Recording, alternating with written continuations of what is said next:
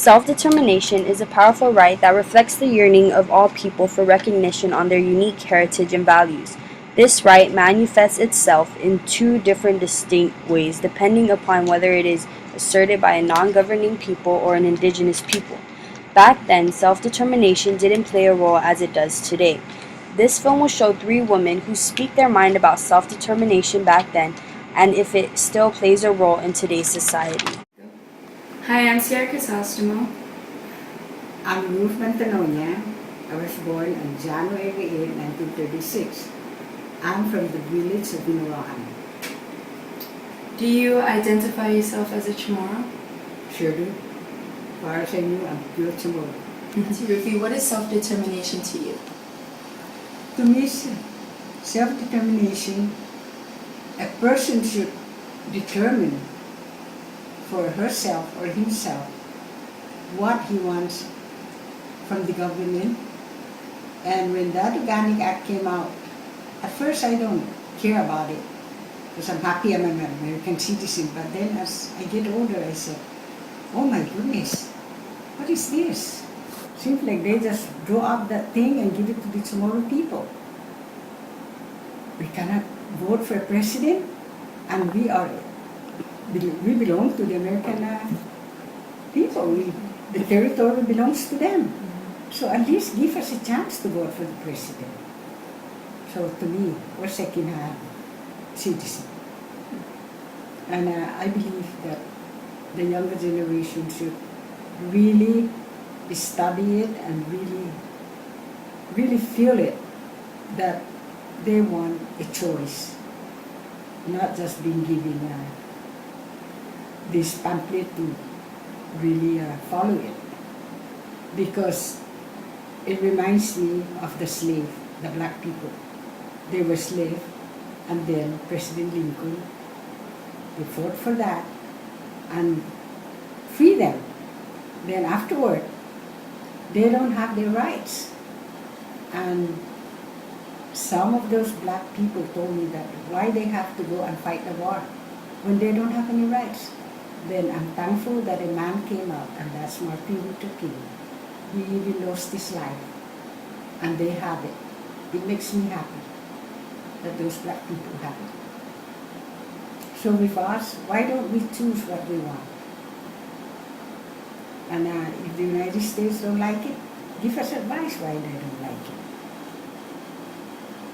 I don't know, to me, that's how I feel. And I believe that I'll just take it as it is, but I don't know about my grandchildren. Maybe they won't. And their children. I hope I'm wrong. Because it seems like we don't have a choice in that Organic Act. My name is Sister Carmen Francis Seguenza. And when were you born? I was born in January 18, 1929. So I'm not that young anymore. What village are you from? Village, I'm from Ghana. Do you consider yourself Chamorro? Sure, I am a Chamorro. I think my father has some kind of a Spanish thing, but it's not that much. So, Sister Carmen, what is self-determination? Okay, that means if I'm determined to be that person, then I will be able to accomplish it.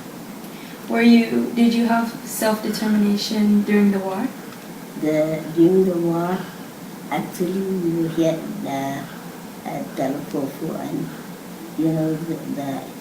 all the people had to work out in the fields because they need food for the soldiers, because the American ships were out in the ocean and the sea, and anything that they do, if it's a ship, the Americans will just knock them down. So they had to force the people here in Barigod, telephone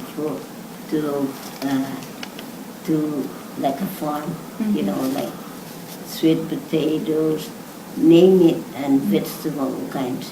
and the people that planted that, they don't touch anything.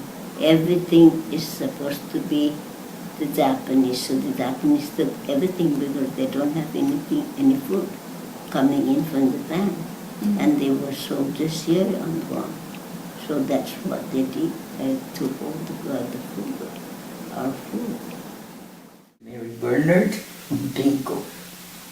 And I lived in Sinahanya after the war. They're down in Naganya before the war. Again, we transferred because they needed our house for road. You know, born August 20, 1935. Wow, you're young. So this young. 77, honey. So, what is self-determination to you? Well, to choose the best for your life. It's more, sometimes it's short range, and sometimes it's long range. If we speak self-determination, you want to choose a way of life that will bring you peace, joy, and love. For us, you need we need to know who we are, see, and what we are, who we have been, and where do we want to go. Do you think that self-determination during the war is the same as it is today, like to you? No way. You don't have self-determination during the war. You obey, and if you don't obey, you get punished. And you always have to bow, and they push you down if it's not low enough. So with the freedom today, it's different. Oh, it's very, Yeah. we are very fortunate today, even though we have many problems. These women of Guam generalize self-determination with their opinions.